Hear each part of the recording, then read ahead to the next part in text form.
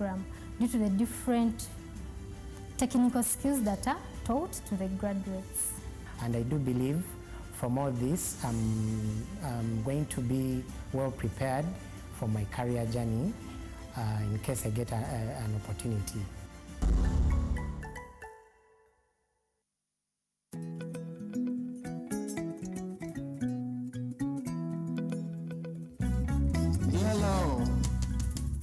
At the MTN headquarters, we have oriented close to 400 youth under the MTN Ace program. The MTN Ace program was launched last year in December, and between December and January, we received over 1,000 applications. 400 have been successful, and today we had them in this room to discuss and meet an understanding of what the program is all about. From an MTN perspective, we believe that everyone deserves the benefits of a modern connected life. And through this program, we're able to support government in reducing the unemployment gap that we're facing right now in Uganda, to equip the youth and drive a skilled workforce within the fourth industrial revolution, to drive innovation and to drive an innovation culture for Uganda, but also overall to ensure that businesses are sustainable, especially the tech businesses. So we believe that at the end of the day, this is going to have a huge impact on the youth population. This is going to have a huge impact on the business world. This is going to have a huge impact on innovation for us as a country and for the youth that form over 70% of this nation. This is just the first cohort of the MTN Ace, and we'll be coming with a second one this year so that we can be able to take as many youth and impact as many lives across the country as MTN. Thank you.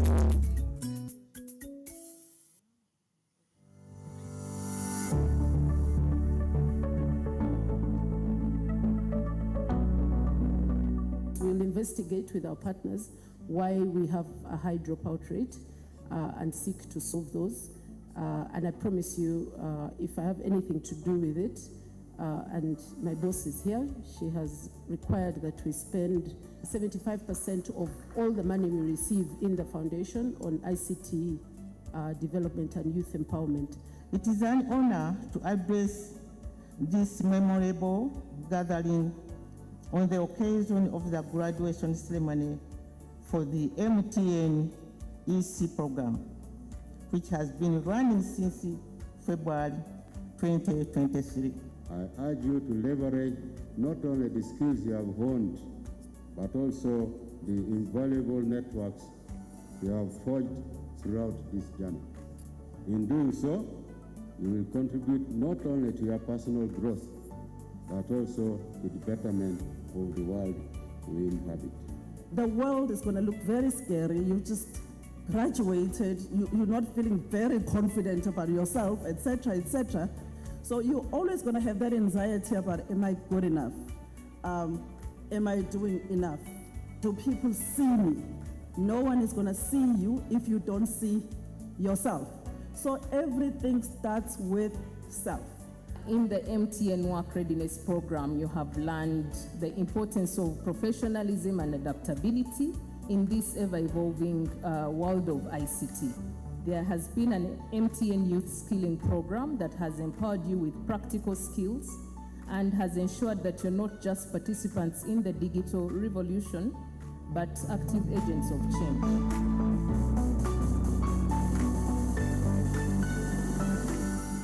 All right, thank you. Those are the videos, the testimonies from the different people who participated in the MTN Ace program.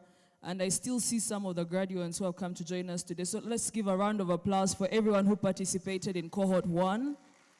And then also another round of applause for the people who brought this program to life: Ministry of ICT and National Guidance, MTN, Center Tech, the Innovation Hub, and everyone. We thank you, and that's why we're here for phase 2.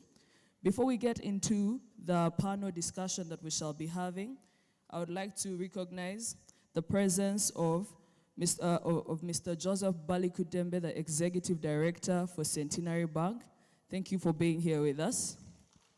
I would also like to recognize the presence of Mr. Peter Kahiji, the CTO, the Chief Technology Officer of Centenary Technology Services.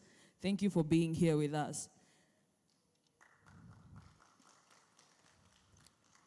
Okay, now we're going to move into the panel discussion. This panel discussion is going to be fruitful. We're going to keep it straight to the point and detailed for what it is worth. The theme of this panel discussion is going to be Ignite Your Passion, and we have different topics that will be shared by different people, but the biggest topic of them all, the umbrella topic, is growing ICT ecosystem, the digital roadmap, and partnerships. Now, to take us through this panel, allow me invite our panelists. I'll start with the one and only, Mr. Amos Mpungu. He is the Principal IT Officer of the Ministry of ICT and National Guidance. Please give him a round of applause. Then we have Mr. Michael Nyutegeka. He is also he's a team lead at Refactory, but also works with Engage. So another round of applause for Mr. Michael. And then to be followed by Michael, we have Mr. Olupo Charles from Makerere University Business School. They have been crucial in skilling, and we also welcome him. You're welcome, Mr. Olupo. And then, of course, as you can see, the three fine gentlemen up here, we have the lady of the hour, Ms. Sylvia Nakanywaji. She is a manager of service management at Centretech, Centenary Technology Services. We welcome you. As the lady on this panel, you can have the middle seat. And people, you don't want to clap. Thank you very much, and I'll moderate this conversation, and then we shall move forward.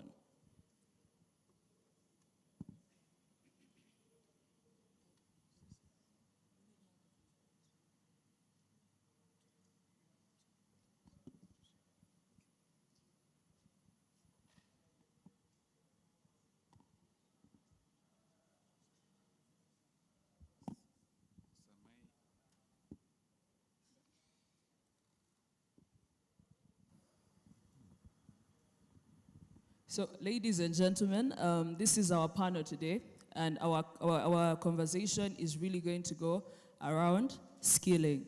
And right here we have the Mtn Ace program, and I would like to start with,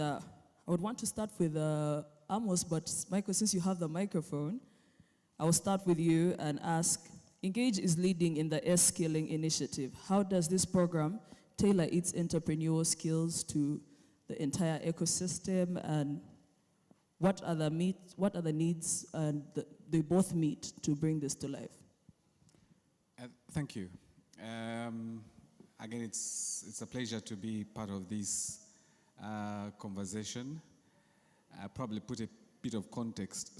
So Engage Consults is the local office partner for ICDL Africa, and our primary goal is digital skilling and enhancing the digital competences of young people. I know you had earlier mentioned that I also lead the team at Refactory, so you can see me in the skilling space in whatever it takes. So both the open-ended digital skilling, but also very specific digital skilling. We can't run away from the reality that digital is embedded in everything that we are doing. Whether you're an enterprise, whether you are a farmer somewhere, in one way or the other, you are going to interface with digital. And so enhancing the competences of young people who are interested both in business but also in their career, it is very critical. So last year, one of the things that we did learn and appreciate was that there were quite a number of people that joined this program, and it was more of, let me see what is there. And by the end of the first week, they were not leaving. Why?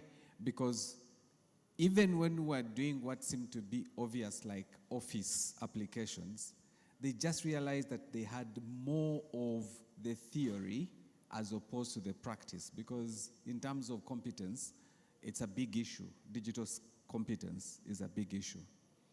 Now, when it comes to the enterprise side and entrepreneurship side, one of the critical modules that we introduced on the ICDL program was digital marketing. Because a lot of people especially if you're starting up, you don't have the budgets to go on radio. You don't have the budgets. So your primary platform is going to be digital. So how do you enhance your brand visibility on the platform? How do you maximize the opportunity that comes with, let's say, WhatsApp business? How do you leverage on the opportunity that comes with, let's say, Google addressing? A lot of the businesses or people that we are dealing with, all of them had Gmail addresses, but had never gone beyond Gmail. Just to understand the power that Gmail possesses for your business. Even showing them that actually you can set up your digital address and you don't need to have a website was an eye-opener. That at the end of the sessions, a number of these businesses were telling us, these young people were telling us, I have had some orders. Why? Because I have been able to set up my digital profile.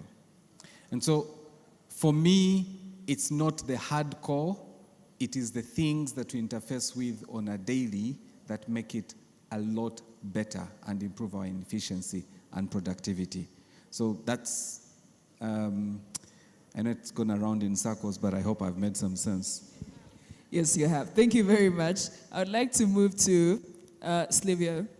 Centretech is leading the Mtn Ace enterprise program. How is Centenary making sure that people are ready for the opportunities when all this is said and done? When you talk about opportunities, maybe to also expand about that is, our focus right now is fostering. How can we use ICT in fostering digital transformation for the socio-economic transformation of the country? So if we are looking at also the opportunities, we look at the different emerging opportunities, edutech, health technology, telemedicine, blockchain, all these particular ICT technologies that we can use to enhance service delivery through ICT. So how we are preparing the participants to address or to embrace these emerging opportunities is through this program, we've set out different comprehensive tailored digital technical skills, training programs, and also literacy programs.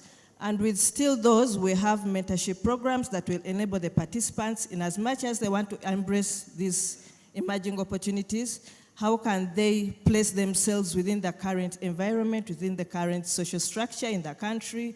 Are they mentored appropriately? And in addition to that, we plan to give them enabling tools such as computers, data, because these also facilitate in such transformation, adoption. But still with this, we also hope to have a comprehensive monitoring and evaluation framework, such that as much as we have our program ongoing, we have to ensure that the participants get the technology skills, the practical skills, the soft skills, and also those particular skills that enable them to be able to sustain themselves within the environment, within the employment opportunities where they will be placed, or within the environment that they can manifest their startups, their innovative ideas, their businesses that will have been manufactured through the entire program. Yeah. All right, thank you very much. That's actually quite an insight. And now that leads us to the next question that goes to Amos. When Sylvia was saying something, she addressed an issue of socio-economic transformation, something the president talks about even during the State of Nation addresses. So the question is, what is the current state of the ICT sector in Uganda at the moment?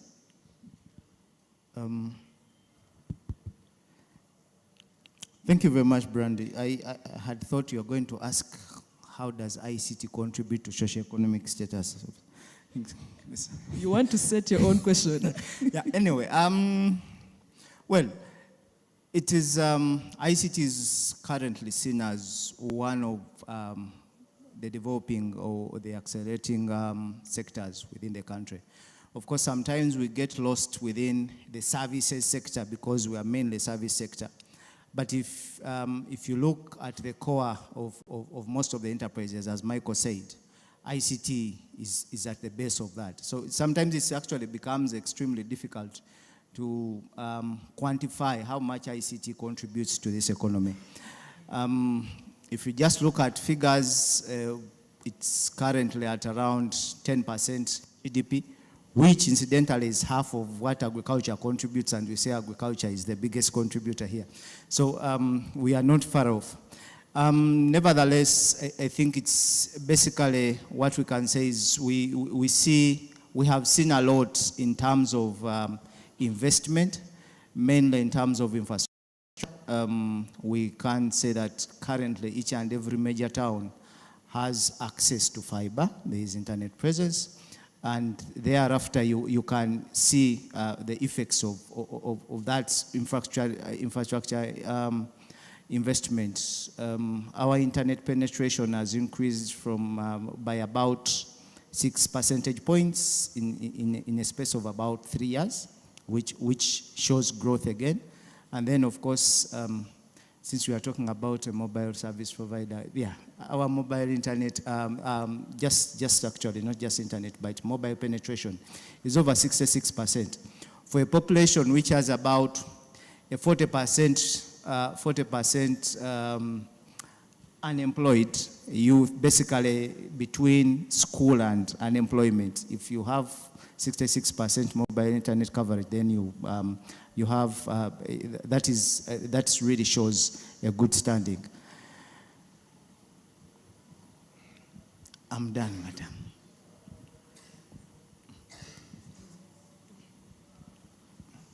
It is amazing that you have given us the state of ICT in the country, and with that on that same note, I would like to announce that our Minister of State for ICT, Honorable Joyce Sebugwaro, is in the building, and we shall be welcoming her in a bit. But we are going to continue with the panel as we wait for them to come. Otherwise, thank you, Amos. And I would like to now move back to this side, and we talk about skilling. In the spirit of skilling, MOOBS has been doing the skilling. I would like to ask the question to Mr. Oluport. Can you discuss how the ACE career program at MOOBS EIIC is designed to bridge the gap between academic learning and practical workplace skills for fresh graduates? Thank you very much. And indeed, MOOBS has been involved in this, and we thank the partners for making that possible. How has the program managed to bridge that gap between the academia and the practice? This, the career, SCE career is a 3-month program, and that focuses on creating help. Let's arise and welcome Owechitiwa Joyce Sebugwaro. She is our Minister of ICT, Minister of State for ICT. You are welcome, Honorable Sebugwaro, and we are happy to have you. We may take our seats now.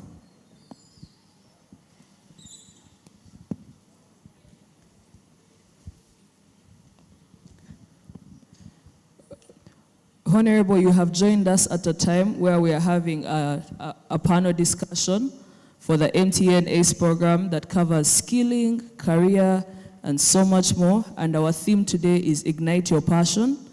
And we were having, on our panel, we have Mr. Oluport Charles from MOOBS. We have Mr. Michael Nyitegeka from Refactory and Engage. We have Slivia Nakanywaji from Centenary Technology Services. And we also have Mr. Amos Mpungu from the Ministry of ICT. Right now, Mr. Oluport Charles was telling us what does MOOBS do to bridge the gap between the practical and the theory that people learn during the different programs. So Oluport, the floor is yours. Thank you. That is one of the accusations that have been levied to many universities, that we churn out people who are not ready.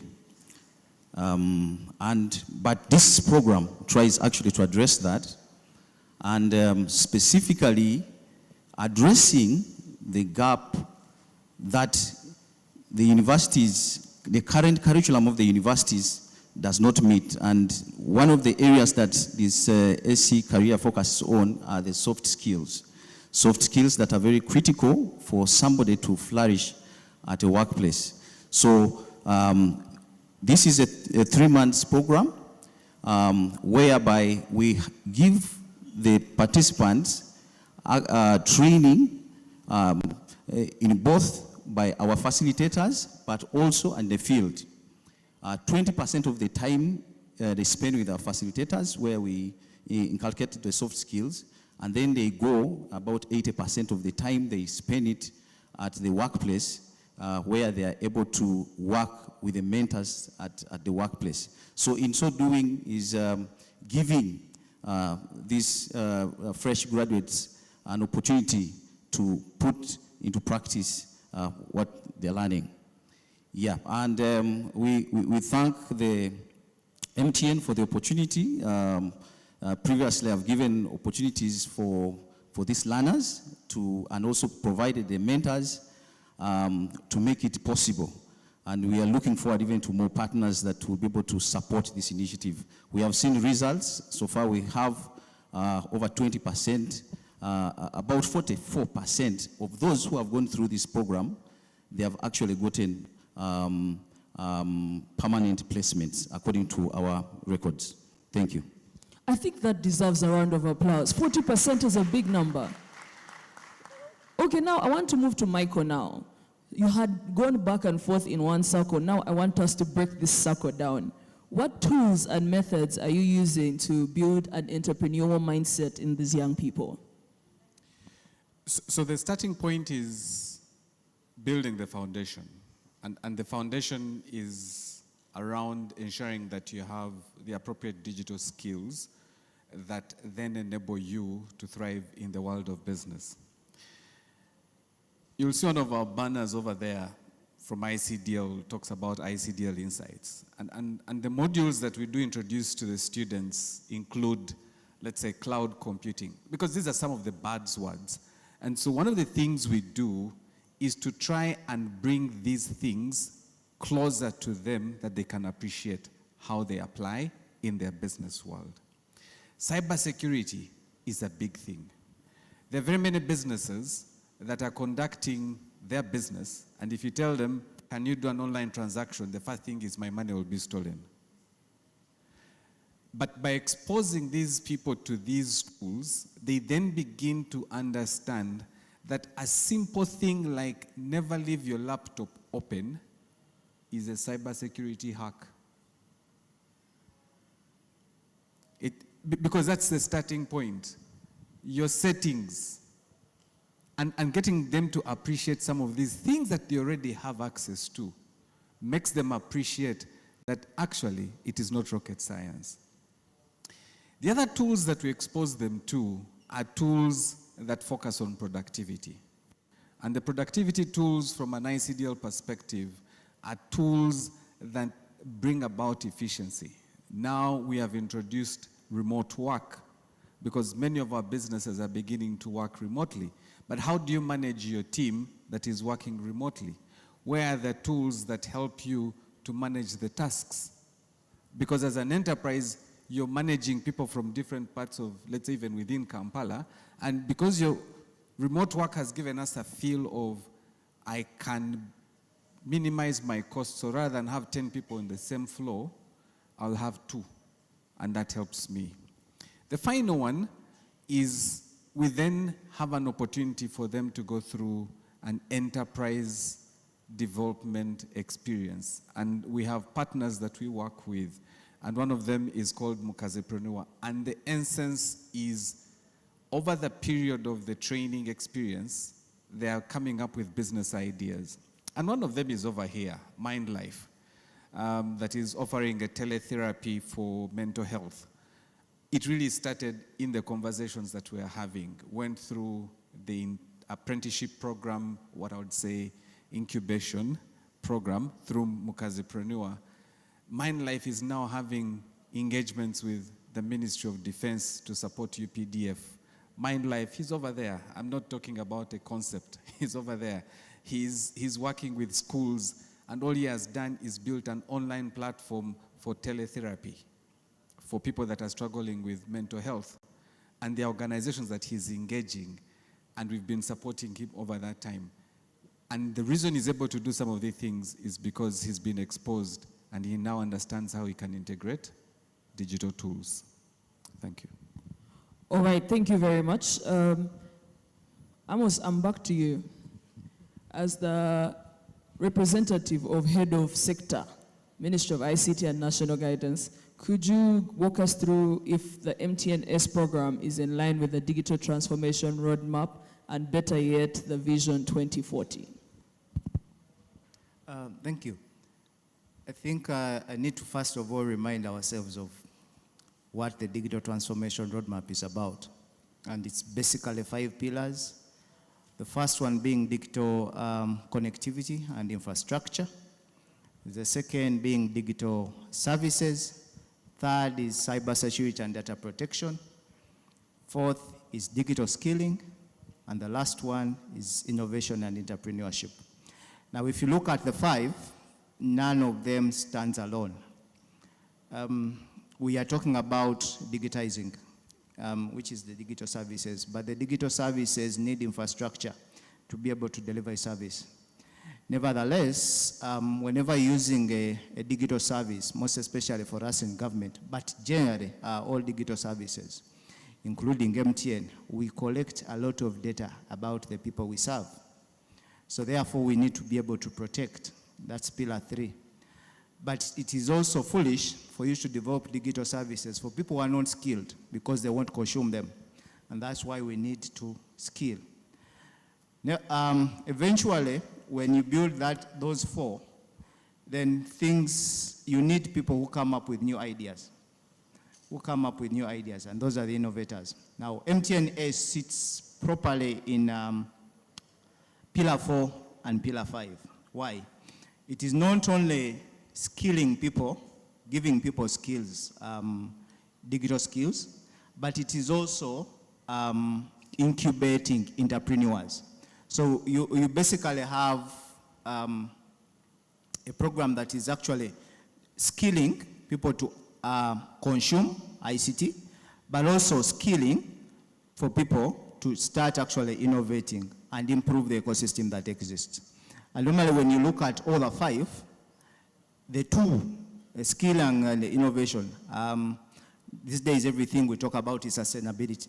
The 2 pillars, 4 and 5, are actually what sustain the entire ecosystem of the roadmap.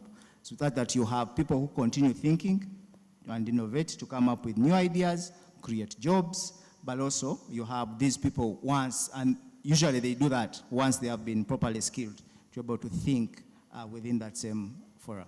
Thank you.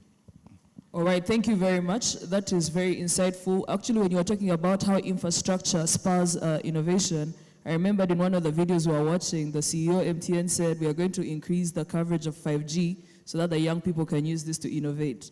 And it also comes down to everything we have talked about of the 5 pillars bringing each other together.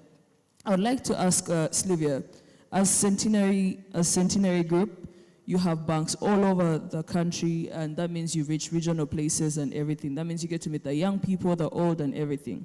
My question now is, what is the role of the regional ICT hubs in promoting scaling and entrepreneurship of the young people who come out of the Mtn Ace program? Well, the role of regional ICT hubs are basically mainly catalysts for technological advancement. An example I would give is for this national ICT hub. Just imagine having several of these set up in different regions of the country where we have spaces like designated spaces for nurturing innovation, ideation, accelerating startups, or providing incubation services to innovators, and also having spaces where youths or those who want to innovate can come and explore ideas and be able to build such ideas with the resources available, computers, data, mentors available, social networking facilities available for sponsorships, and training programs presented to them for nurturing them into building the ideas into proper solutions that can actually address the solutions or the local challenges within the country. So basically, regional hubs or ICT hubs are very critical in fostering development in terms of technology advancement. Yeah. All right, thank you very much. Fast forward to Charles Oluphod. What opportunities is the MTN Ace program providing for placement and job, internship placement and job findings for the fresh graduates from Makerere and all over using the Ace program? Yeah, there are a lot of opportunities that the program gives the people that go through the program, and especially working with our partners. We have a couple of partners that we are working with on different programs, so we have engaged them and encouraging them to be able to take up this, to take up the trainees that have been, and also giving them placement opportunities. And of course, like from the design of the program, as you may know, the program gives opportunities to some of those students that may ordinarily would not be able to get this opportunity, especially the persons with the disability, those from remote hard-to-reach areas. There's a special consideration that the program has to do that and deliberately looks out for those. So there's a lot of opportunities that would, and including gender balance, which would ordinarily, which is not very common with other programs. And that's one of the things that I see it's very unique on this program. Thank you. Okay, thank you. Please pass the microphone to Michael, because I want him to tell us how is ICDL working with other stakeholders to bring this MTN Ace skilling program to life. Thank you. So ICDL as a global company is in more than 140 countries. So the certification that this MTN Ace gives you means that it is recognized in more than 140. So MTN is giving you value that on your own probably you wouldn't have afforded. How are we working with partners? We work with partners through establishment of what we call the ICDL accredited training and testing centers across the country. And now we have over 40 accredited training and testing centers across the country. And of course, you must be asking the question, why is certification important? You see, there are many of us who believe, know, or have the digital skills. Because every day you open a computer, get it started, and start working with it. We did a study here, and we were testing people who are using computers. A simple 45-minute assessment on your digital competence in this country. And it's not only in this country, we've done it in this region and other parts. Less than 30% could pass the 45-minute assessment. What does that tell us? That just because you use the computer every day, it is quite different from the digital competence.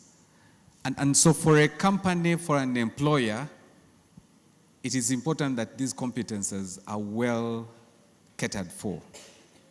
And so by setting up these accredited training and testing centers, and so we would do work with entities like UICT here is an ICDL center, MOBS is an ICDL center, Makerere University is an ICDL center.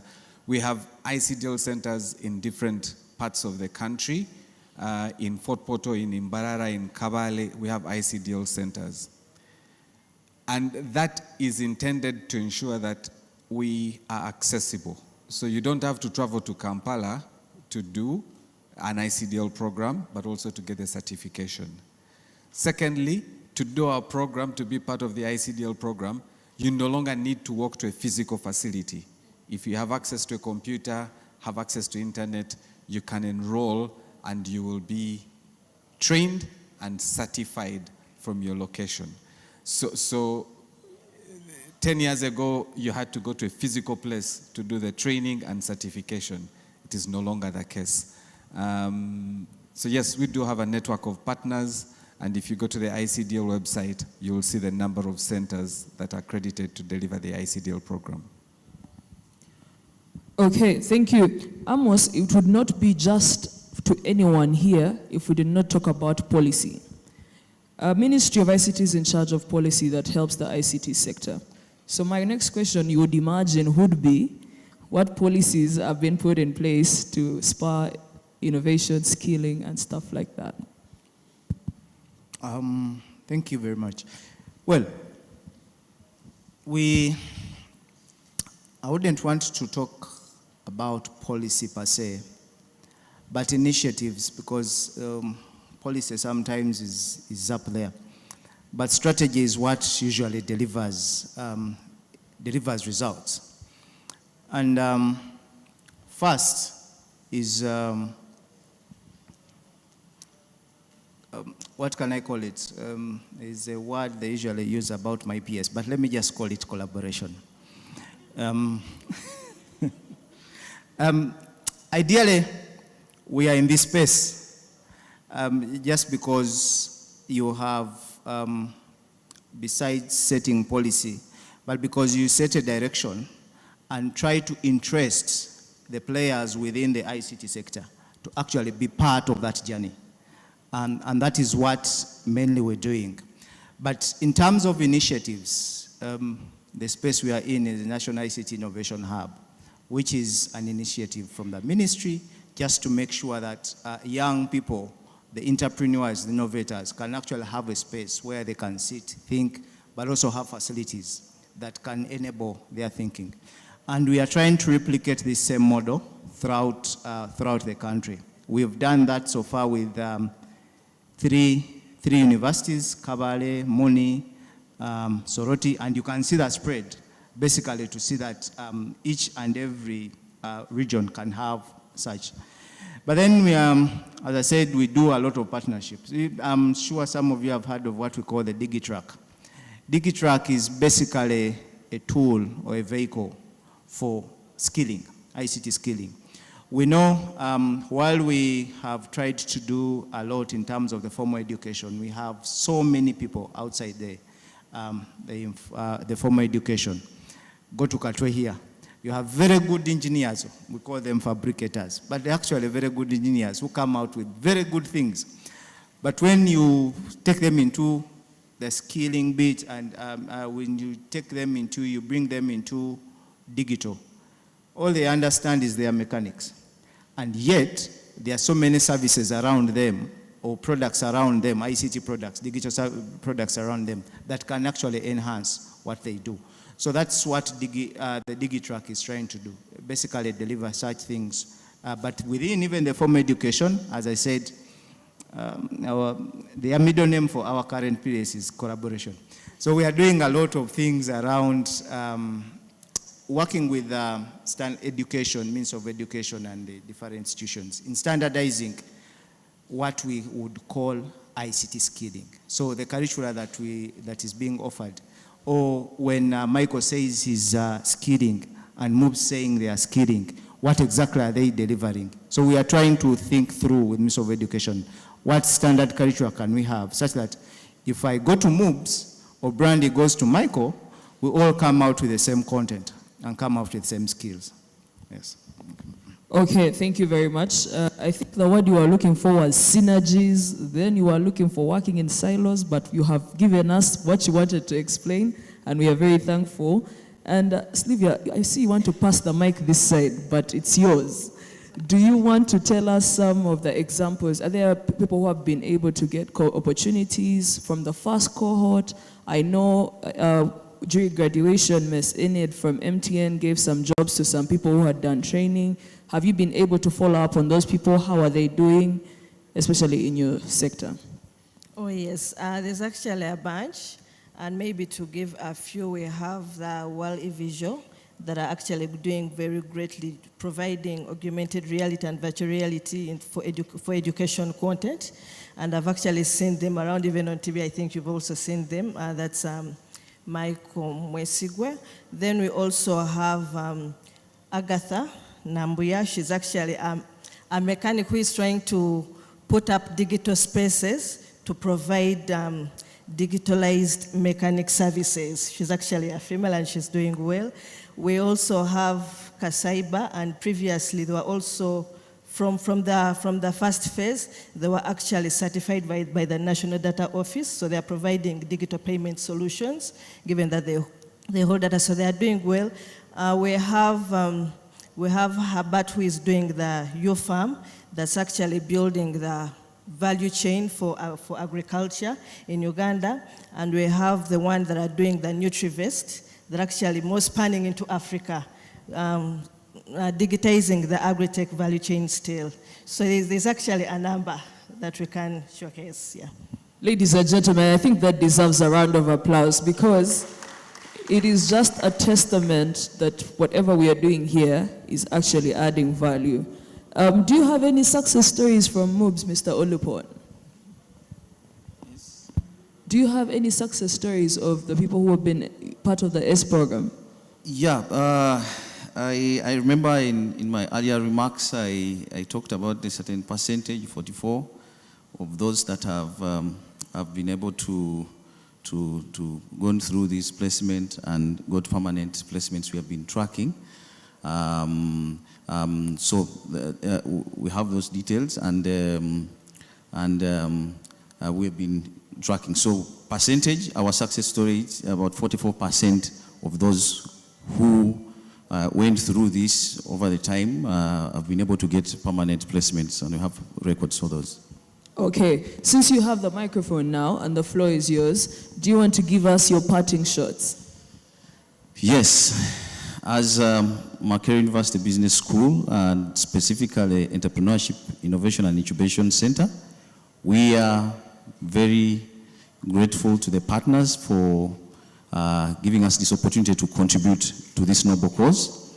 And we pledge to do our best to support the program, and even working with other partners to make sure that we contribute to creating a digitally competent workforce, which is very critical even as we strive as a country to digitize and to get into the middle income economy. Thank you very much.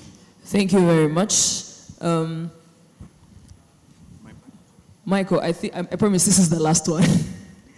Do you have any words of hope or encouragement to the different people who are signing up for phase 2 of the Mtn Ace program? Yes. Bring your A game. The one thing I've seen in this country, and sometimes really bothers me, is when you have a free thing, we don't treat it as a treasure. It's so casual. And I'm saying this because it really bothers me. I feel the pain on behalf of the people who put in the investment. Bring your A game, because it is in your A game that you're able to leverage value out of it. Number 2, one of the things that we struggled with last year was a lot of students believe or felt that MTN owed them, I think even lunch. And for me, that was a pain. That people would send to you and say, you haven't sent me data. I'm like, are you here because you want the data, or you're here to acquire knowledge?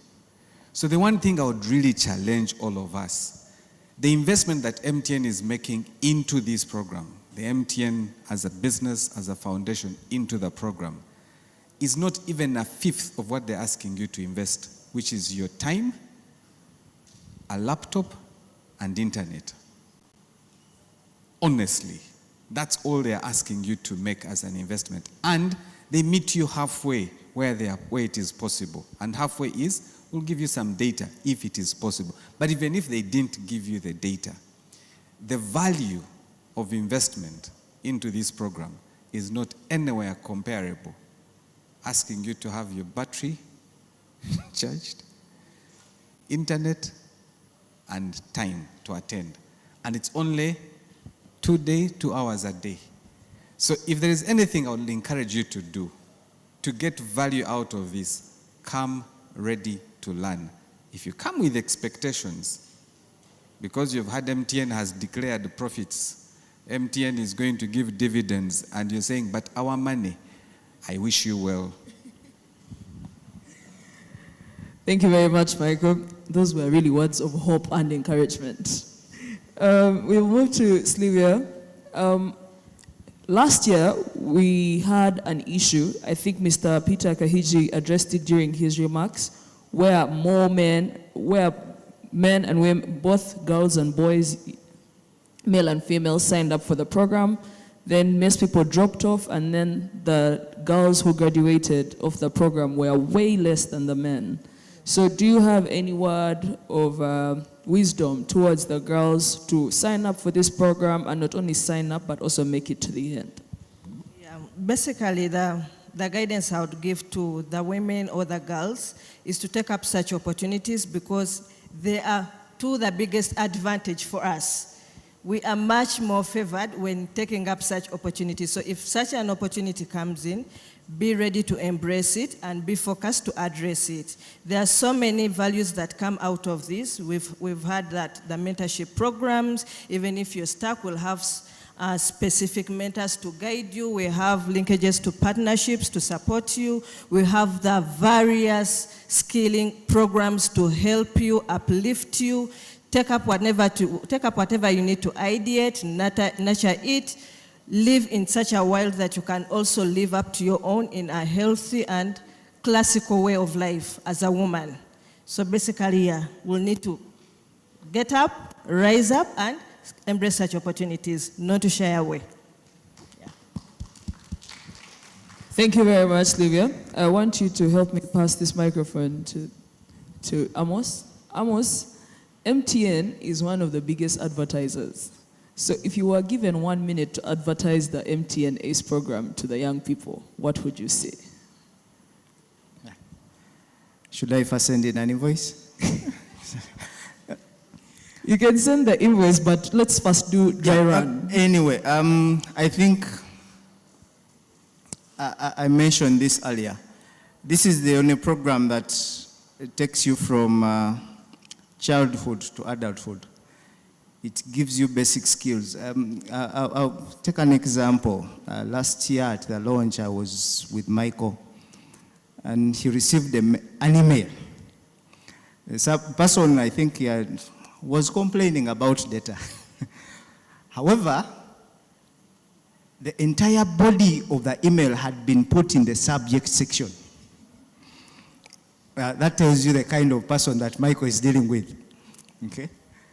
So basically, but it's basically the program that is going to get you from whichever position or whichever skill level you are at, digitally skill you. Then you also have the other part of coming out as an entrepreneur, which can make you your own boss, and you don't become like osmosis, who needs to run after people. I think that's how I can summarize it. Thank you. Thank you very much. So you enter the program as osmosis and you leave like the CEO.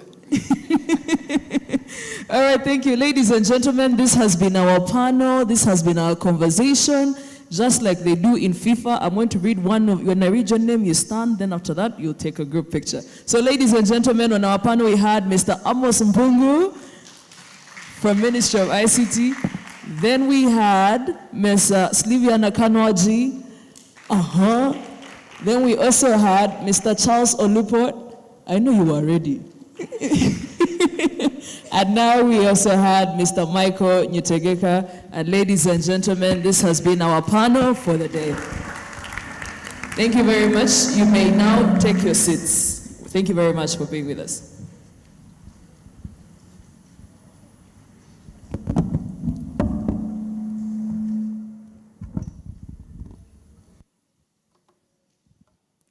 Okay, so we are going to move to the next item on our agenda. I hope you picked a few insights and learned so much from this panel. If you did, can I get a hey y'all? I'm glad you did. Okay, so now we move to the next item on our agenda. Ladies and gentlemen, allow me use this opportunity to invite the one and only Chief Technology Officer of Centenary Technology Services, Mr. Peter Kahiji. A round of applause. Okay, thank you.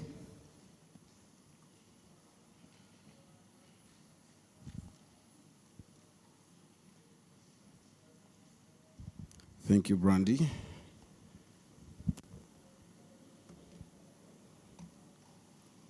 The Honorable Minister of State for ICT, our Permanent Secretary for the Ministry of ICT and National Guidance, the other Sylvia in this room, not the one who was here earlier, who's the CEO of MTN Uganda. My colleague, Joseph Bali Kudembe. Joseph, you can stand up if you don't mind. Joseph is my colleague. He's the Executive Director of Centenary Bank, which is one of the companies under the Centenary Group, as is Centenary Technology Services, where I work, and Centenary Bank Malawi, and Centenary Foundation. And Joseph is here to ensure that he takes some of you who graduate from this program. That is why he's here. So he will be looking for only the serious people. The principal, UICT, who is also my OG, thank you for hosting us. Our partners who we're working with on this, the media, those watching online, ladies and gentlemen, and the youth who are here to receive from this program. My name is Peter Kahiji. A few years ago, I used to be a youth like you. But time flies. This panel you had here, I think there were only 2 people who qualified to be youth on this panel here. And they know themselves, so you should aspire to be like these people. So distinguished guests, our partners and the dear youth of Uganda, it is with a deep sense of responsibility that I stand before you here today as we launch the second phase of the MTN Ace Skills Program, which is a transformative initiative that holds the potential to reshape the future of our nation. This program is not just a project.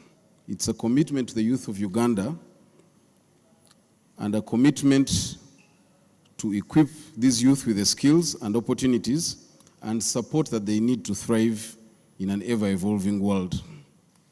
Uganda, like many other nations, faces a significant challenge of unemployment, particularly amongst the youth.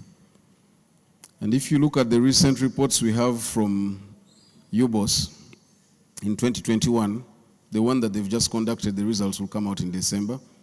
But if you look at 2021, unemployment increased from 6.54% in 2021 to 6.58% in 2022. So while we are talking about a largely young population and growing young population, the unemployment is also soaring a bit. And you know that our government has put in place so many programs to help the youth get out of that space. MYOGA, PDM, Youth Livelihood Program, and now MTN Ace Program, amongst others. So, what are we going to do with this program? This program is going to go beyond the capital city. In phase 1, we are only operating from Kampala. And we had the gender barrier, which you've been told about. If you look at, in fact, the gender barrier should be something that should not happen this time, because if you look at the front bench here, because usually the front bench is where powerful people sit. So if you look at the front bench, I think there are more women than men at the front bench, which means there are more women in powerful positions in technology. So you who's young and wants to aspire to be like them, and you're a woman, please, when you enter this program, stay in until the end. Because if you don't, you know what will happen. For us, the men, we shall do what? We shall squeeze ourselves in that space. So you have to really struggle, because it's harder for a woman in technology. I know, because I work with women a lot in technology. It's harder for them to excel than it is for women, because already even the entry point is already choked by men. So please, please, please stay in so that you can compete. When women come into this program, they are usually the best performers. Just that they are few, but they're the best performers. So you can see already you have an advantage. So please join. So ICT, as we know, is a powerful equalizer. It bridges the gap between the haves and have-nots by providing access to information, resources, and opportunities that were once out of reach. The YouTube you use here in Uganda is the same they use in Kenya, in South Africa, in America. ICT is equalizing all these things. So this program, which Centenary Technology Services will be implementing, will focus on upskilling the youth in tech-talented and tech-related innovations. We will be nurturing your talent so that we do not just address the immediate problem of unemployment, but also we lay the foundation for a future where Uganda is a hub of technological innovation and entrepreneurship. Every skill learned and every innovation developed and every startup launched translates into jobs created and lives transformed. And this is why we are really in this with both our feet. Now I want to speak again to the youth, because this is your program and it is your chance to ignite your potential. The program is not just about providing skills to you and opportunities, it's about empowering you to realize your dreams and ambitions. We believe that every young person who will participate in this program will shine, flourish, and become an ambassador for the next group. In closing, I would like to thank our partners, led by the Ministry of ICT and National Guidance and MTN, and all the other partners, for coming together for another season of this. And I want to also express my excitement and optimism about the future that we are all building together for our young people. I suffer with Joseph and many executives. There are many, many people in this economy, and some of you know, who ask me to look for people to become head of IT, to look for people to become CIO. Practically all the banks, I think every other day I receive a phone call. It is so hard to find people because there's a very big gap between the C-level executives and the lower level executives. And the few people we have like Amos here, they are very difficult to get from the ministry to take into the private sector. So we hope this program will help us to build a pipeline where we can get more people. So I want to leave you with the words of John Maxwell, the young people here, who said that the pessimist will always complain about the wind. The pessimist will always complain about the wind. And the optimist will expect the wind to change. What does the leader do? The leader adjusts the sails to ensure that they get to their direction, where they're going. So you can be a pessimist, you complain there's too much wind. You can be an optimist who says this wind might change, so let me adjust. And you can be a leader. Today I'm challenging all of you to be the next leaders in our tech space so that we can continue building that pipeline of leaders. As MTN has continued to show us, we are good together, and together we build a prosperous and inclusive and innovative Uganda. I thank you very much.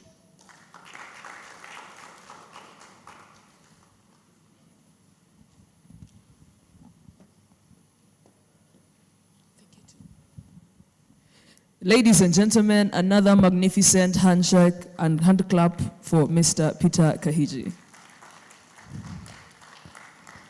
All right, we are still in motion, and since we are together, we are unstoppable.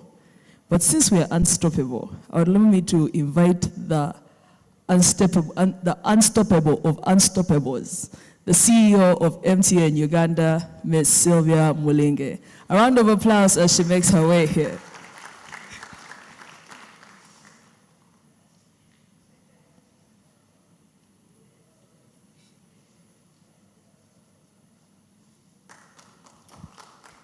All right. The floor is yours, and we are happy to have you.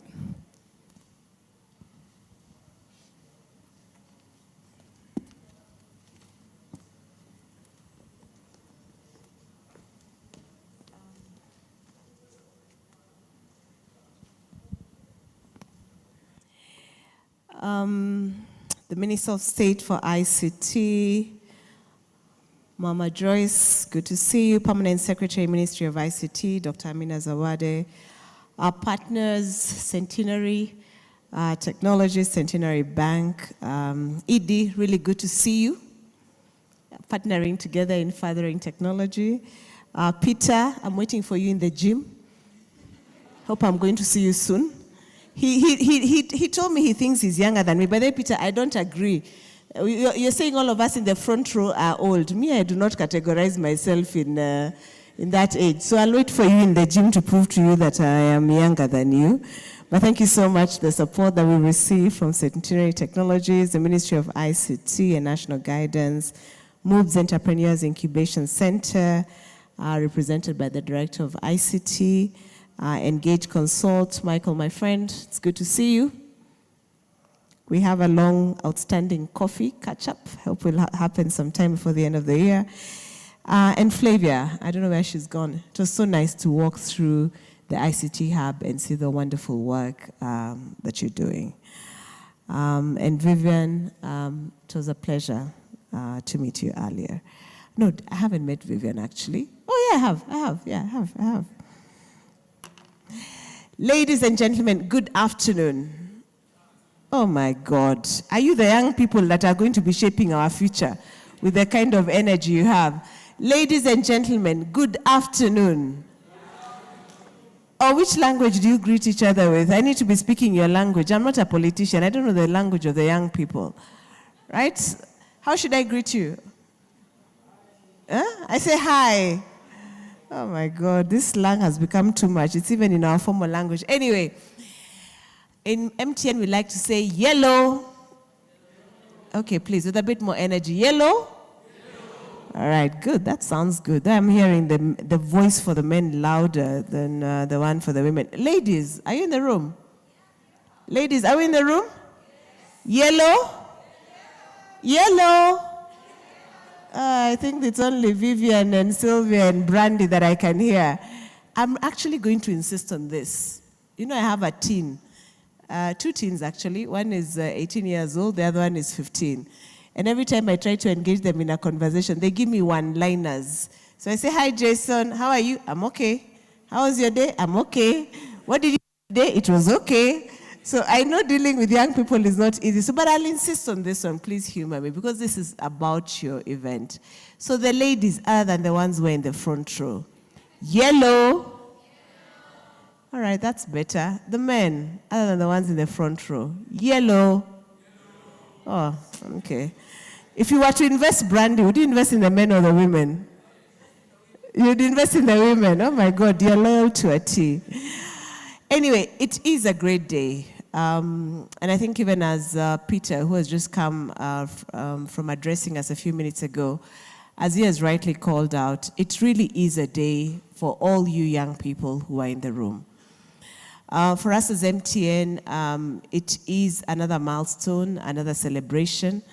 As we stand here with a lot of pride and excitement, because this is really what we as MTN believe in. We believe that everybody deserves the benefits of a modern connected life, and we can't be able to drive that vision and the achievement of the same. First of all, if you're not getting all parts of society participating, right, which includes the young people such as yourself, but also we need to be innovatively thinking around how do we create new ideas, new innovations that not only change the lives of our communities and our people, but drive the digital transformation agenda of Uganda. We were greatly privileged, I think, sometime last year to have the Ministry of ICT unveil to us the digital transformation roadmap. And I think, PS, it would be great to catch up and know how that is going. But I hope this is one of the pillars that is actually driving the enablement and the acceleration of that because of the work that is being done here.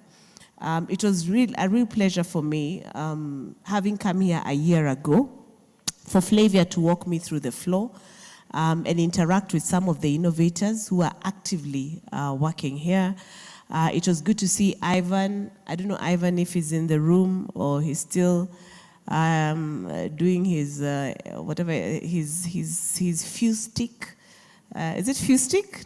microfustic, yeah, I got it, which was quite impressive based on what I saw, how he has actually been able to innovate in terms of creating a very pocket-friendly, pocket-fitting CPU that can be used anywhere in Uganda. It was also nice to see the work that is done, I think, by RideLink, who are also there on the floor. And also there are some of the references that we've seen from the panelists who are here, and the testimonials that were shown earlier on screen actually shows that what we set out to do when we thought around coming up with ACE program is actually being delivered.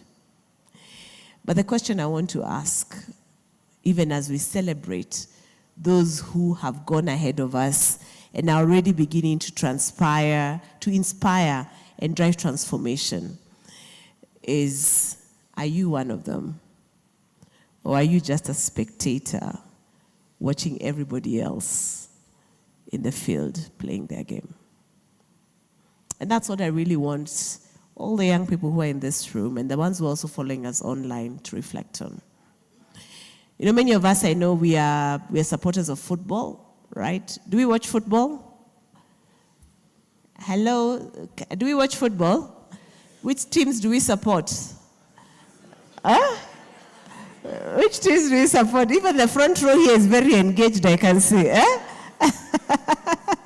Did you say Vivian? Did you say Tottenham? Is there a team called Tottenham? Oh my God, are they top 5? Hey, Vivian, I think the last time we watched the league was a very long time ago. Who won the league? Man City. Definitely not Arsenal.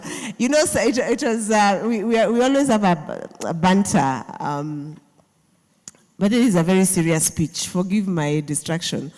But we normally have a banter in our management leadership group. So, you know, there are those who are active Arsenal supporters. Arsenal supporters, I think, they have a heart that will never die. And then, of course, you have the Man City and the Man U and Liverpool and everyone. So this final match, I don't know what, when the final match was being played, somebody sent me this screenshot.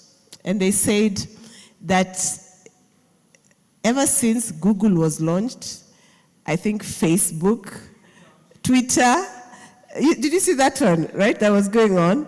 They said Arsenal have never tweeted or Googled or Facebook that they have actually won the cup. I was like, oh my God, that is so nasty, right?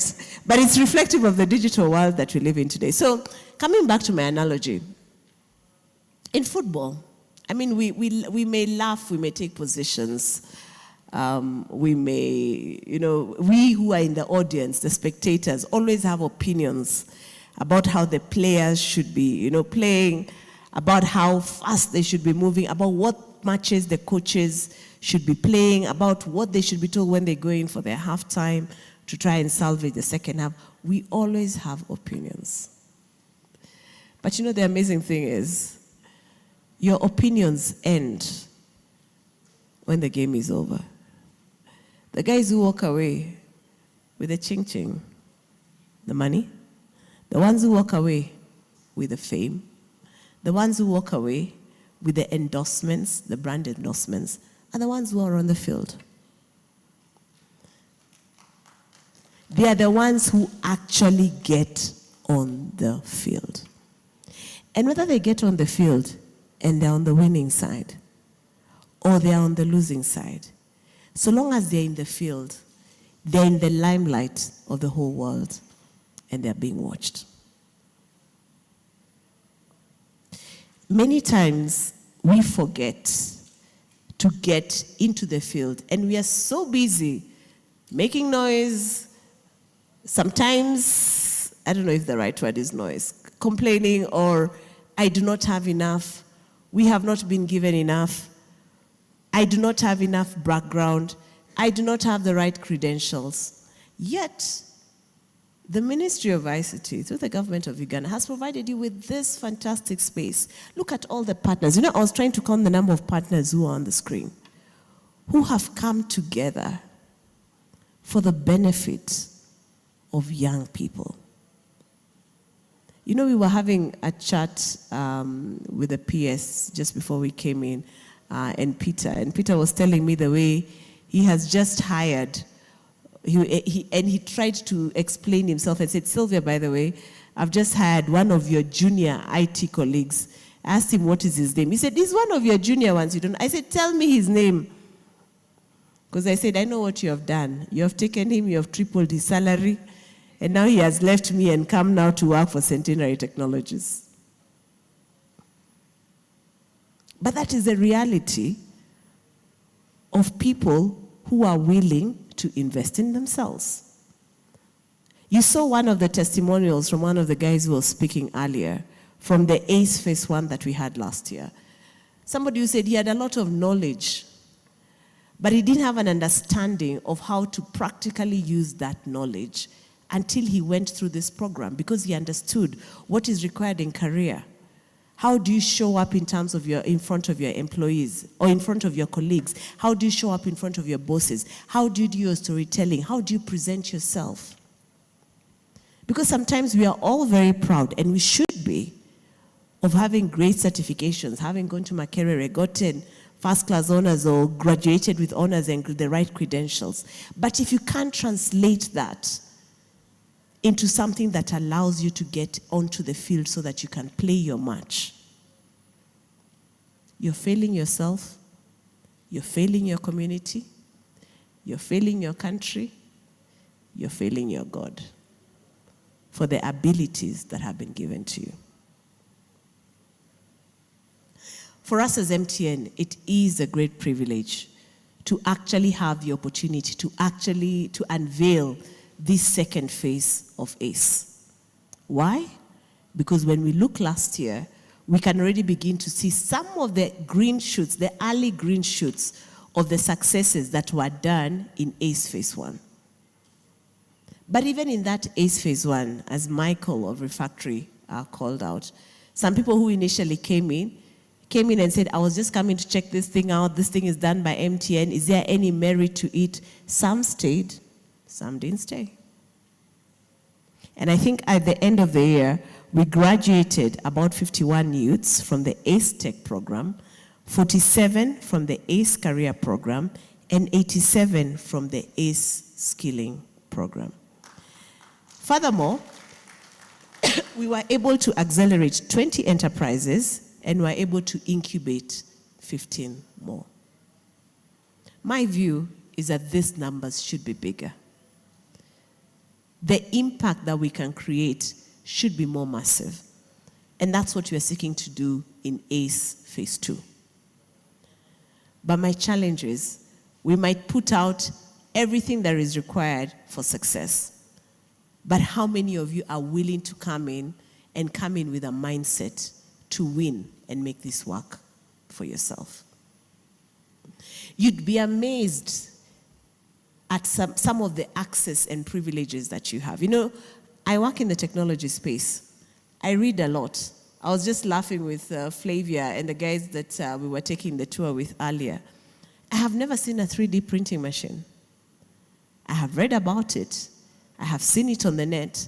I have never seen it physically until I walked into the lab here, the IoT lab, where Ivan demonstrated to me how 3D printing works.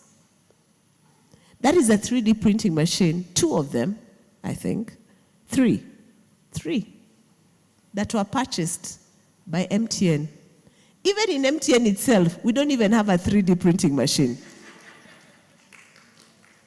Yet, you have 3 of them here. My challenge to you is, what are you doing with the access that has been given to you? When I look at the programming that has been provided, how is it translating into you becoming a person who is producing a lot more economically viable outputs that will actually change this country? I have heard of stories of people like Brian Tweheo, I don't know if he's in the room, who came up with an innovation called Rent Better. And Rent Better is all about a technology that makes it easy for individuals to pay their rent in manageable installments. And this innovation not only eases the financial burden on renters, but also fosters financial inclusion and stability. There is also another inspiring story of Collins Mbulakwayo, the founder of Wape, a marketplace platform that uses AI, artificial intelligence, to pair vetted and available candidates with companies that are seeking to hire. This innovation is transforming the hiring landscape, making it easier for African talent to connect with job opportunities that match their skills while offering a solution to unemployment. So my challenge to you is, if we make this one successful and we come and launch ACE Phase 3, will you be one of the examples that we'll be referring to when we have this conversation? So against this background of what we've been able to achieve, it really gives me great joy to announce the launch of ACE Phase 2, which is a reflection of our ambition that is manifested in the expansion of our efforts to equip Uganda's youth with essential skills and opportunities. We have an even greater emphasis on mass recruitment and skilling, and this time round we aim to reach 8,000 youth and create 150 startups this year, over the next 3 years, with a substantial investment of 4.5 billion shillings coming from MTN. And this program targets university graduates, SMEs, and innovators. In this second phase, as you have heard from Mr. Peter, who was here earlier, we will set up 4 regional ICT and innovation hubs in the main national public universities across the country. So we're going now outside the radius of Kampala, starting off with obviously Makerere University here in Kampala, Gulu University in northern Uganda, Kabale University in the west, and Busitema University in the east. This shall be done, of course, in close collaboration with our partners, the Ministry of ICT and National Guidance, Centenary Technology Services, MOOBS Entrepreneurship Innovation, and Engage Incubation Center, as well as Engage Consults. We are focusing on 3 areas, which should be able to cover the broad spectrum of talents and abilities that are here. First of all, the MTN Ace Tech Program, which looks at upskilling youth interested in tech-related innovations, helping them to transform their ideas into viable businesses. The MTN Ace Career Program, which is keen on empowering fresh graduates with workplace skills and internship placements. And if you're a graduate, this is something that you should definitely be chasing, as well as the MTN Ace Skills Program, which is a desire to impart entrepreneurial skills to all of you who are innovators, enabling you to start your businesses within your communities.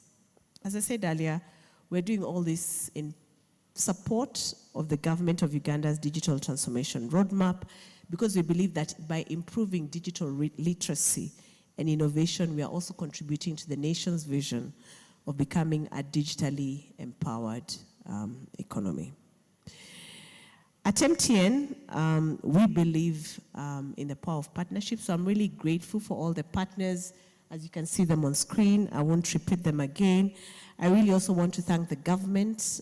Thank you so much, Honorable Minister. Thank you, PS, for the environment that you have provided, right, for innovation to be able to thrive, for advocating for policies that promote digital literacy, and investing in our youth who are the future of our nation.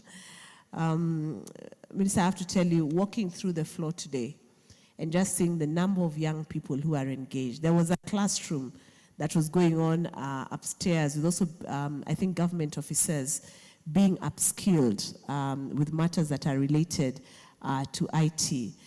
Seeing the young people who are actively interacting with technology and using it to be able to make a difference. The young innovators who are on the floor really give me hope that the inspiration and transformation that we actually want to create for our economy is actually something that is going to be plausible. Thank you for the reminder about the 5G coverage. Who reminded me? Yes, thank you, PS. How many of you have 5G devices? Okay, have you switched on 5G? Is there a 5G signal? There is 5G signal. So at least you can clap first of all that there is 5G signal. I can tell you, PS, right now, I think we have the widest 5G coverage. We have over 500 sites in the whole of Kampala, so 5G is available. But what the PS has challenged me is to say we now need to make it as a service available here in the institution. So Flavia, please follow it up with me. I think in the next couple of days, we should be able to provide Wi-Fi of 5G, right? That we can provide to the young innovators so that now you can also work with a super fast network. I also hope your MTN subscribers, you're not using our Wi-Fi and taking your data and your voice to somebody else. Otherwise, we will knock you off the network. That cannot happen. Okay, fine. I think my last statement is, somebody taught me, I learned this from a colleague at work.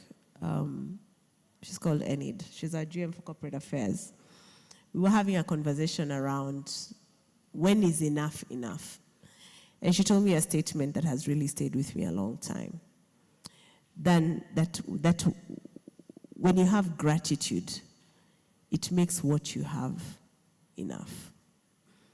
I really want to encourage you to also embrace a perspective of gratitude for this space, for the access you've been given, for the empowerment that is being provided to you. When you look at it from the lens of gratitude, it will truly make you unstoppable. Thank you for the opportunity to address you. I wish you all the very best as you continue to participate in this ACE program. We're looking forward to massive enrollment from all of you. Remember the numbers that I've spoken to in terms of the number of people that we want to reach. And I hope you also have a good time and enjoy yourselves. And when we come back here next year, that your story will not be the story of the spectator, but the story of the person who actually got on the field. Even if you scored an own goal, you'll be famous for scoring an own goal. And that is so much better than the person who sits in the benches, never makes a move, and doesn't change the world. Together we are. Thank you very much.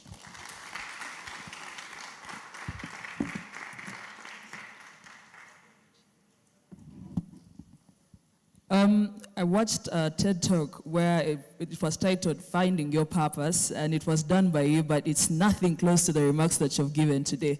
A rather round of applause for Ms. Sylvia Mulinge. All right, now, ladies and gentlemen, this event started like this, but we are escalating like the economy.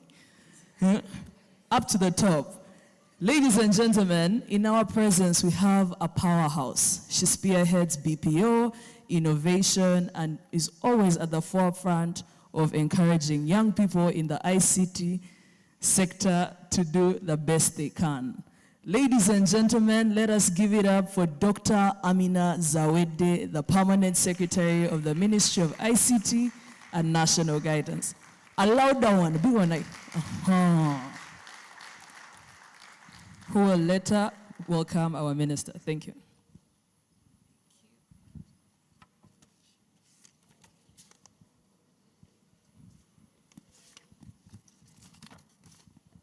The Honorable Minister of State for ICT and National Guidance in charge of ICT, Honorable Joyce Nabosa Sebugwawo, a hero. Please clap for that. The Chief Executive Officer, MTN Uganda, Sylvia Mulinge, the Executive Director, Centenary Bank, Mr. Joseph Balikudembe, Chief Technology Officer, Centenary Technology Services, Peter Kahiji, the Principal UICT represented by Dr. Irene Nachimba, who is the Deputy Principal, our development partners, I know a number of them present, heads and representatives of agencies, partners from the private sector, representatives from academia, government representatives, ladies and gentlemen, good afternoon to you all. I will not be like Sylvia, who will ask you to repeat like 20 times. I'm going to ask one more time, or greet you one more time. Good afternoon to you all. Yeah, now I'm confident that our young people, when you roll up, when you enroll for the program, you will make it.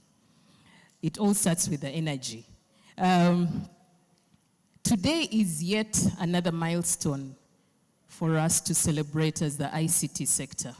And when I talk about ICT sector, it refers to the Ministry of ICT together with all the partners. When Amos was on stage, he said, my middle name is collaboration. Now I'm going to use partnerships. We cannot drive ICT without partnerships. We cannot drive ICT as a Ministry of ICT alone. Neither can MTN do it alone, or UNDP, or academia, or any other person. But we have to work together because it is a chain. One feeds into the other until we get to the end of that chain. We are celebrating one of our milestones for the digital transformation roadmap.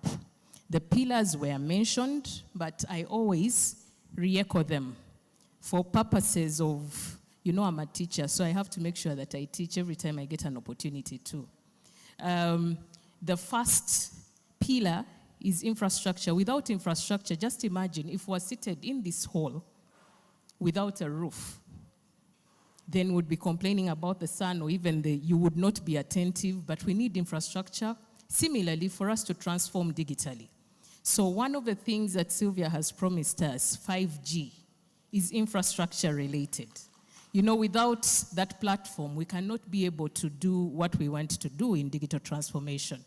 The other pillar is digital services.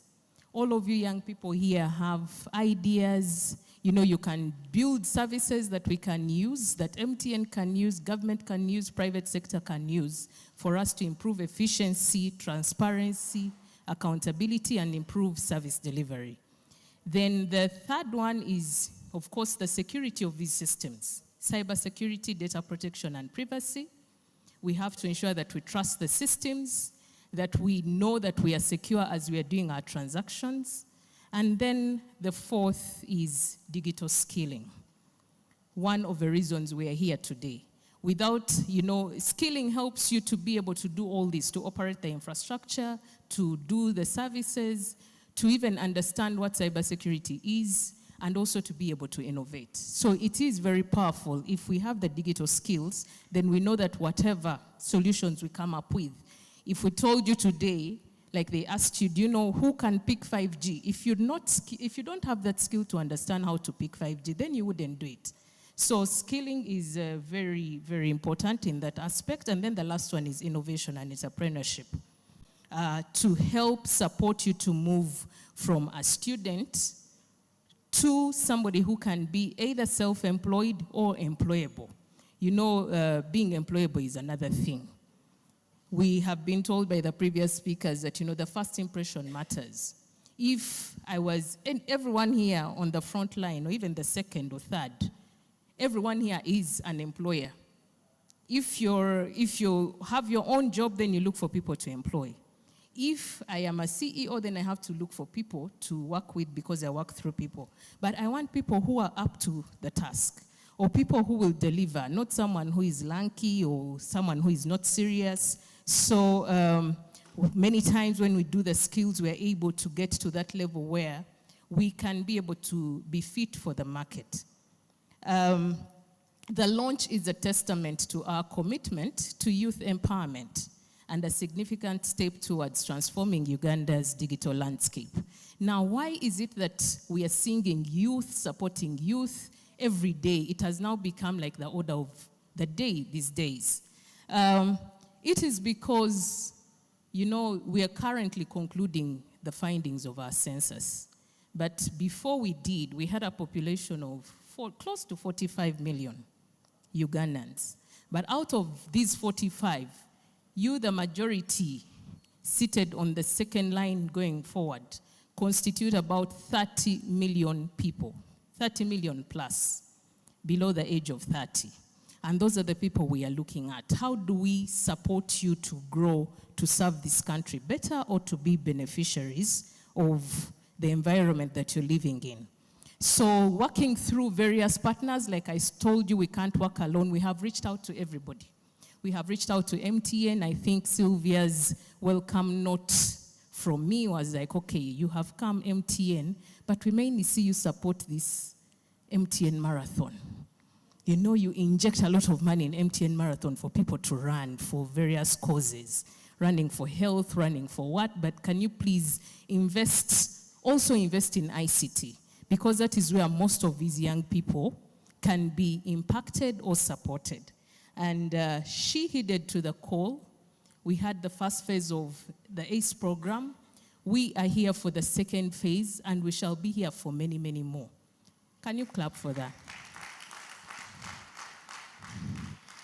However, for somebody to give us many, many more, there has to be impact, or we have to see the results.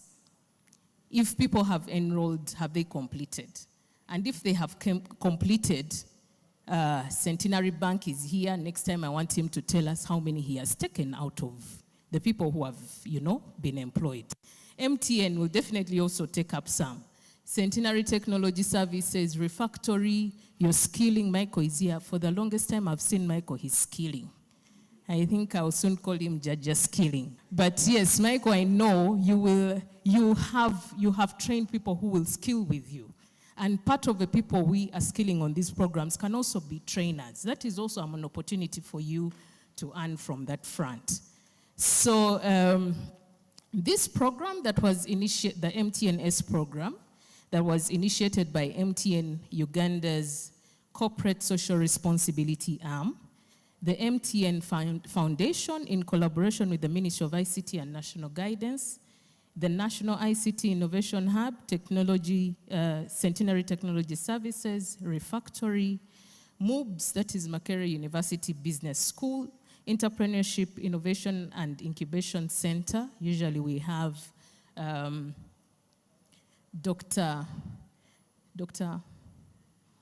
I've forgotten her name. Dr. Diana Ntamu. Yeah, she's one of the people who is on this journey with us. Engage Consult and many others have made already recommendable impact in the first phase, like Sylvia pointed out, and we now expect to see 4 times or even 10 times the impact that we saw in the first phase.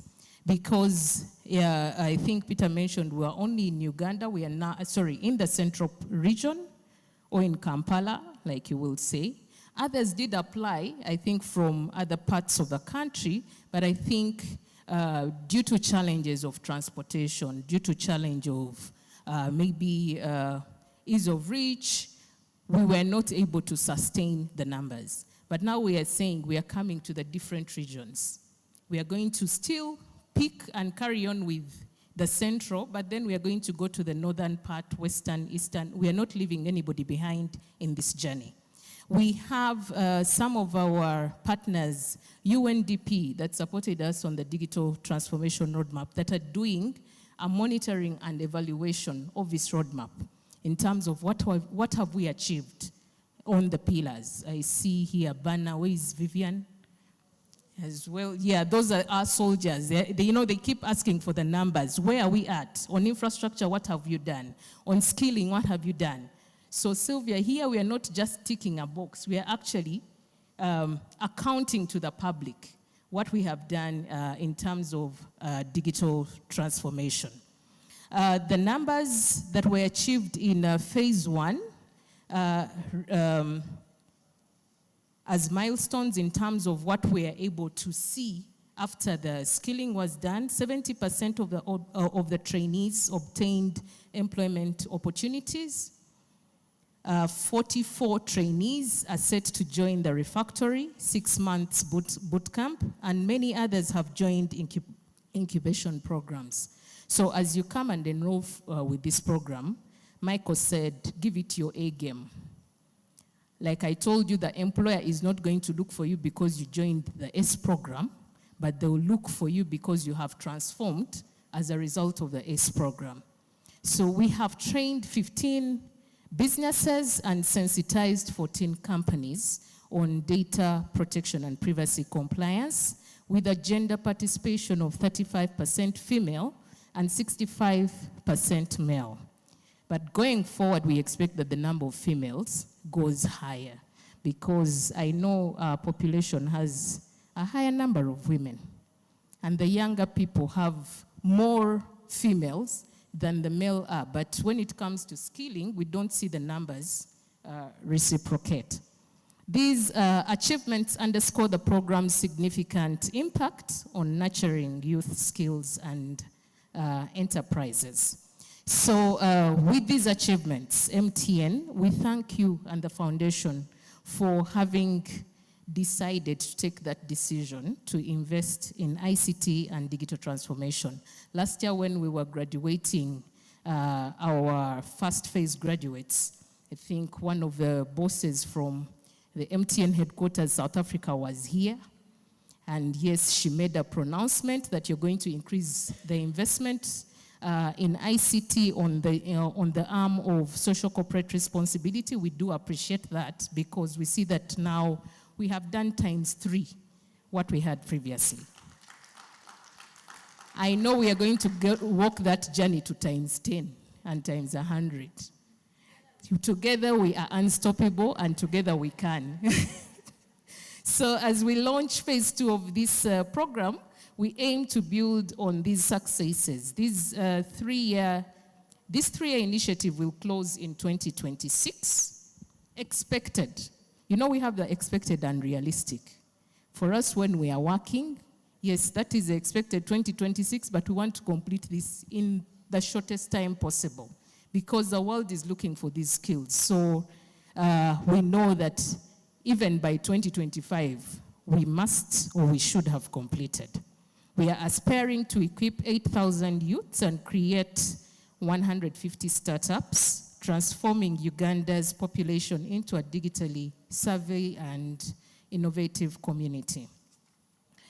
In the Mtn Ace career, participants will learn the importance of professionalism, adaptability in the ever-evolving world of ICT, and also certain skills like, I think along the way, you know, I don't think there's a school that teaches emotional intelligence, or I don't think there's a school that teaches how you uphold yourself in public, but continuously, as you take this program seriously, as you're exposed to how best you can present, how best you can pitch your ideas, these skills, you know, develop along the way.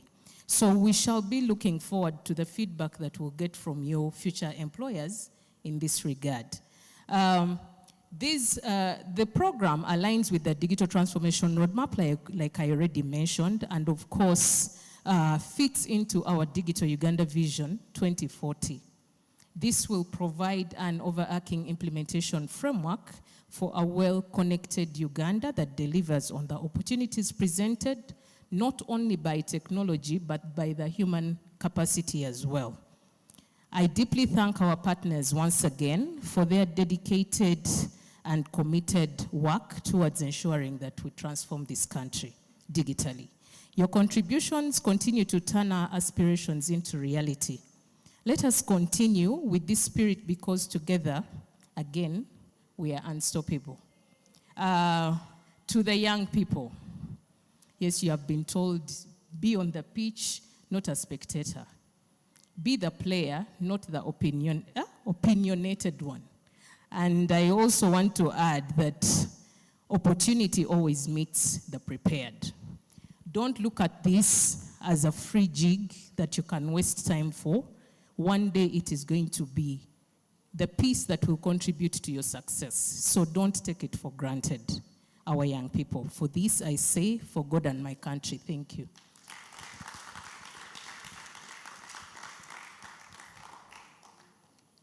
I now take this opportunity to invite the Honorable Minister of State for ICT and National Guidance in charge of ICT, also called Mama ICT, and we call her Mama Joyce. You're very welcome to address your young people. Thank you.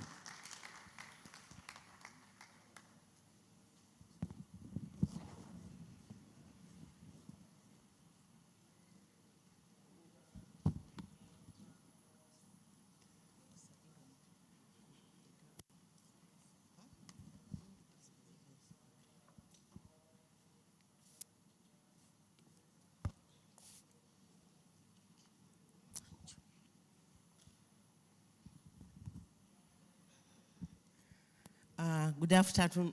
Good afternoon, everybody. Good afternoon, everybody. Good. The Permanent Secretary, Minister of ICT and National Guidance, Dr. Amina Zawede, Chief Executive Officer, MTN Uganda, Sylvia Mlinge, Chief Technology Officer, Centenary Technology Services, Peter Hagik,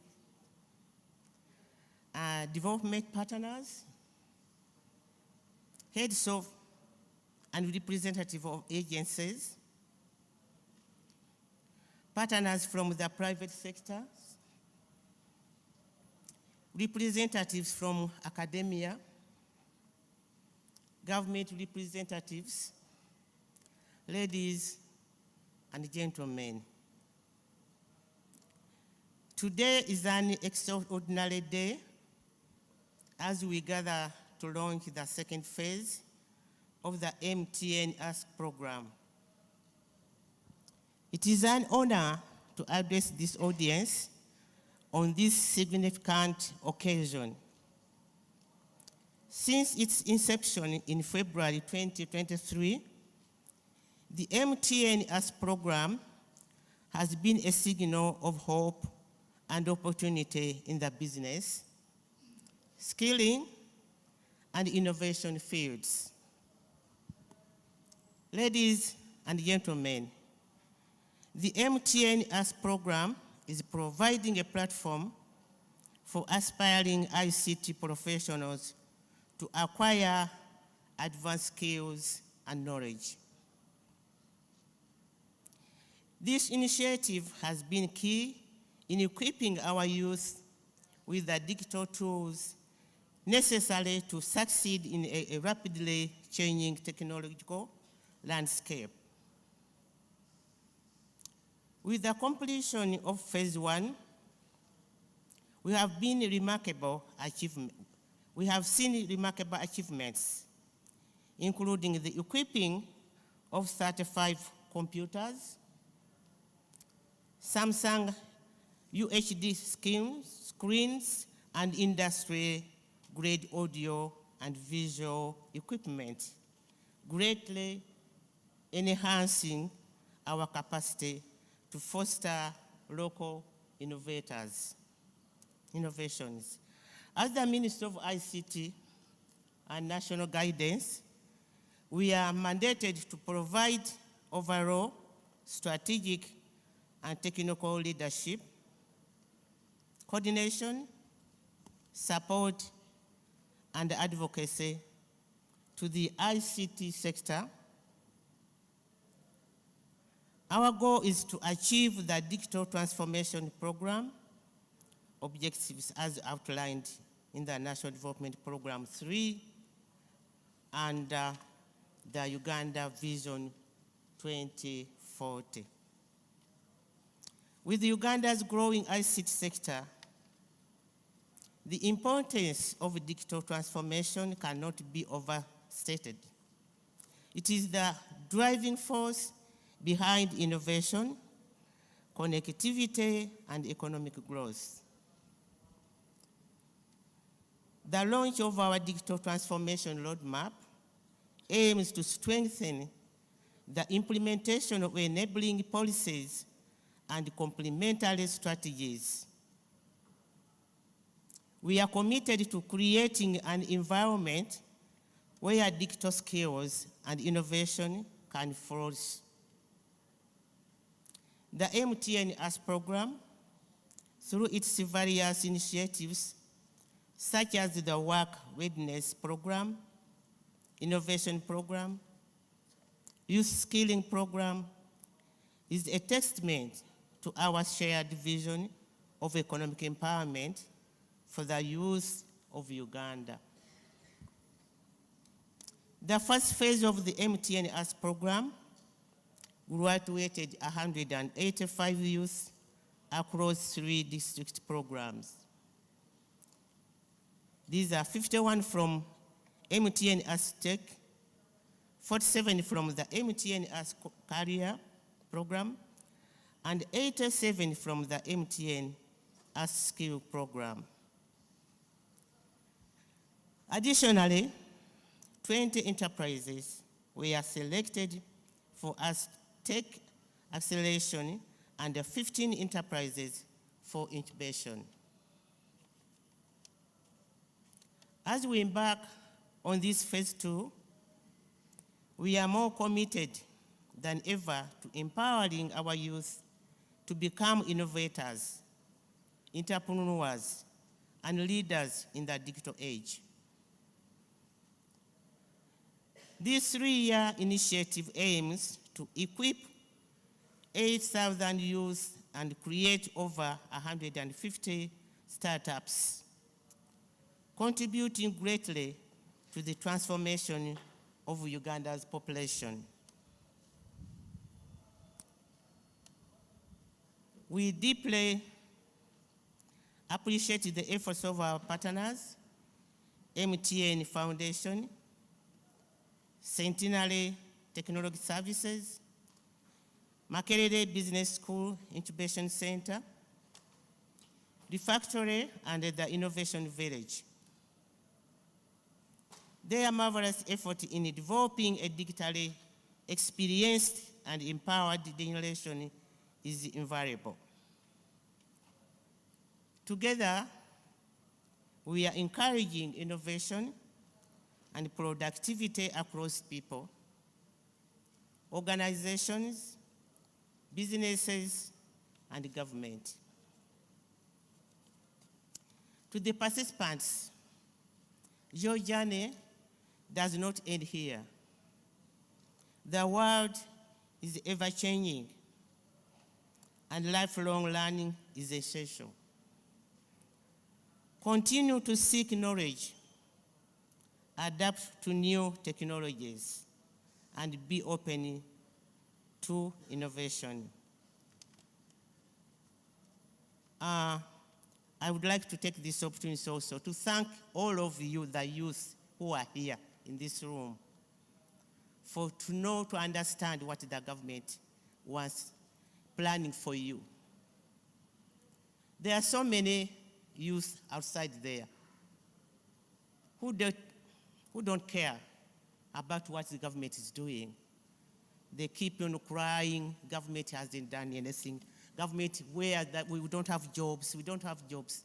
And yet the government has put a lot of effort to make sure that youth can stand on their own. Use this opportunity. Don't waste your time. Use this opportunity. And this is the right time to start your own businesses. Being employed and being an employer, they are 2 different things. You will enjoy better when you are the boss. Yes, employing others. So take it very seriously and use this opportunity because it is already there for you to use it. And time is running out. If you wait tomorrow, you might regret. So this is the right time to use that chance to make sure that you benefit out of this program. There are so many programs, government programs, so many of them for the youth. But I don't know why the youth are still keeping on saying, we don't have jobs, we are looking for jobs. We go where the government. What can the government really do? They have done their best. And use this opportunity, please. I would like to thank you, because for you, you know what you want.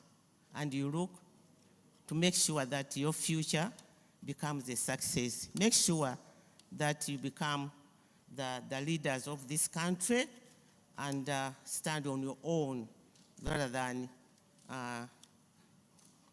looking for somebody to support you. I would like to thank you so much for coming and keep on trying to do everything that you can. When you go outside, please tell those who are not yet here, who don't see this opportunity, to come up. Please become our ambassadors to your brothers and sisters. Tell them that there's opportunity. Let's use it when we are still strong and vibrant. I thank you so much for listening to me, because my PS has said it all. She's the head of the technical people. She has said everything. I don't want to tire you because it's already lunchtime, and I know you are fond of, you want to eat now, don't you? Yes, I would like to thank you so much, and may God bless you. Thank you. Thank for God and my country.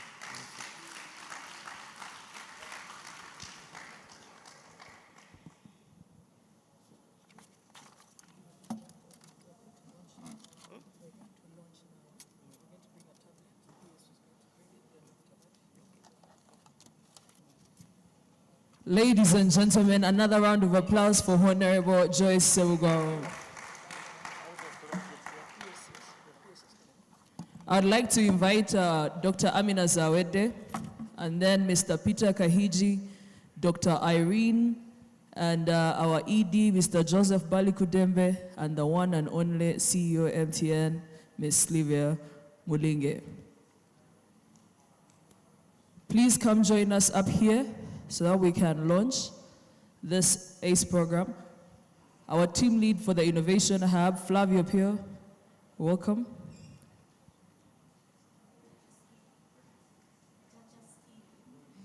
And then the one and only who PS called Jaja Skilling. It wasn't me, it was you. Mr. Michael Nyitegeka, please come join us as well. All right, we'll have half of you this side. We can balance this equation. Yes, nice. Okay. Come this side. There we go. So what is going to happen is our Honorable Joyce Sebugwawo is going to launch this program. We are in the digital era, so with a tap or click on that computer stroke iPad, we shall be able to launch this program. And it's a countdown. So, ladies and gentlemen, Honorable is going to do it now. The moment is now. So we have a countdown. 6, 5, 4,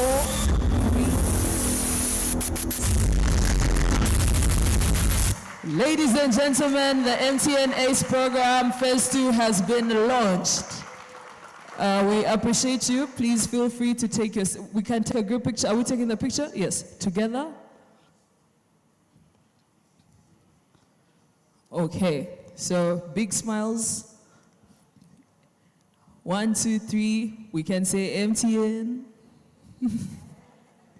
All right, you see, yeah, the smiles are the ones I was looking for, yes.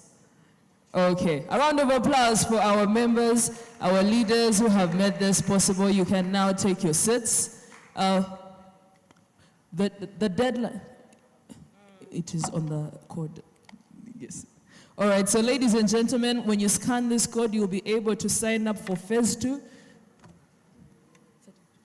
And the deadline, just like the end of this financial year, is on 30th June, 2024. So tell a friend, share a link, apply yourself, and then we shall meet during the program, and then after that, during graduation.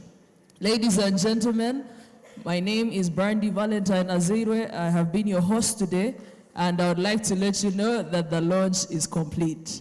Feel free to depart at leisure. Thank you.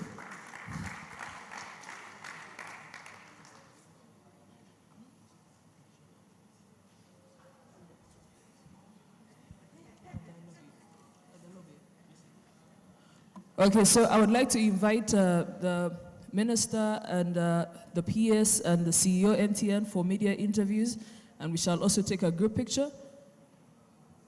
Yeah. Stephen.